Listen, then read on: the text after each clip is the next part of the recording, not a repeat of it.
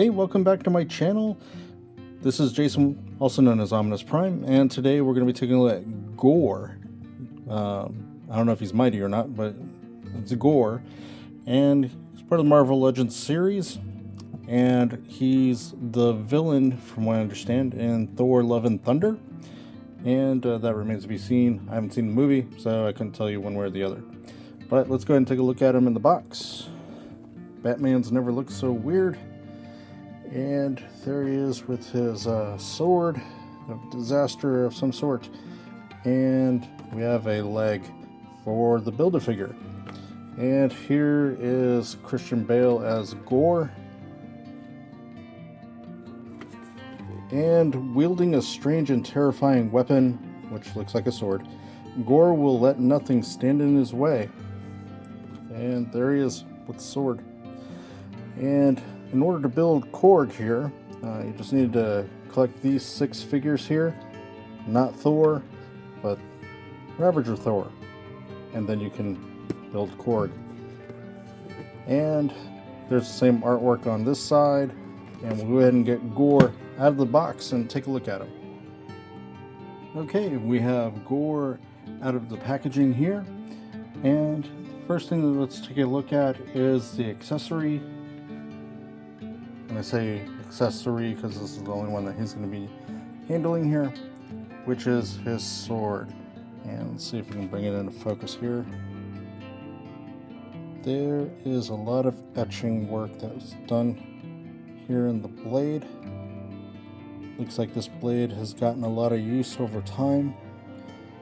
And you don't see the same kind of wear here on the handguard. The hilt does have some texture work on it, but it doesn't, I don't know if it's picking up really on the camera all that well.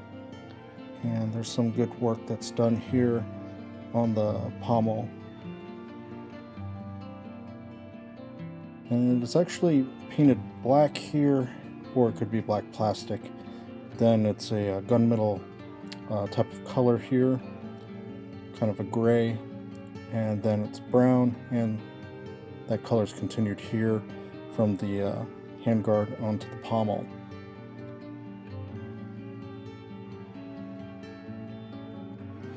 And let's go ahead and take a look at Gorr himself. As you can see, there's a lot of sculpted detail here in his face. That man looks like he's had a bad day.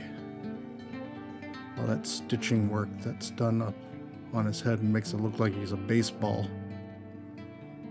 I don't know if it's actually supposed to be stitches or scars, but it looks like it continues down his neck here.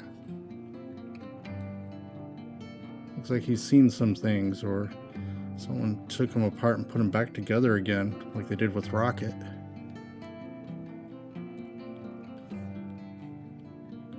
So I'm guessing that the new movie will go into his backstory, try to find a way to make him kind of sympathetic about what he's doing and why. Seems to be the nature of how modern day villains have to be told. And for articulation, let me see if this comes off here. Past his nose there.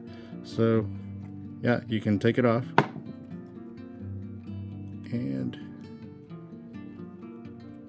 see what we got going on here.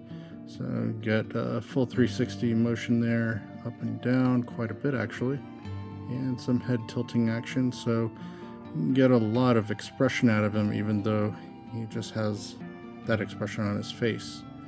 Kind of reminds me of a machinist I used to see in movies. And he's got full range of motion that'll be able to be done here. The reason I took the cape off is I wanted to see if we would still have full range of motion here,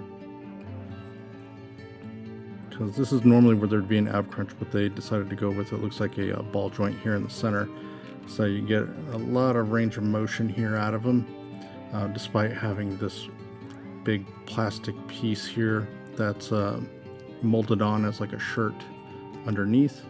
And then you have this belt to cover the joint so you don't see what's going on there, which is actually a good decision here. It doesn't break up the sculpt of the character. You have these slits here on the side here so that you can get some additional motion out of the legs. And you'll have full range of motion here, but here's his hospital looking pants that have been tied up at the bottom. And being that he's looks like he's wearing, well, it looks like he came out of a monastery, to be honest. He's got bare feet, but they're sculpted pretty well. They did a wash on the arms here to go over the stitching to add some additional color. I don't know if that's supposed to be bruising, but it's done pretty well. And they also colored his fingertips, although it looks like they're decaying. And I don't know enough about Gorr to tell you, his story, if this is accurate or not. But it looks like they did a good job of getting the details to look like how he looked on the box. So there's kudos for that. Now, because of the way that the body's constructed here with the weight of the cape, he does have a little bit of trouble standing up on his own, so you'll have to pose up his legs properly in order to get him to stand. And here's Korg's leg. This would be the right leg. And we'll be taking a look at that once we get Gorr put together. Let's go ahead and get him set up here with the rest of the cast, and let me see if I can get him standing. All right, and there we have him with the rest of his cast and crew. Well, I don't know if he has anybody else that's with him, but there we have. What are you doing? Quill, get out of the way.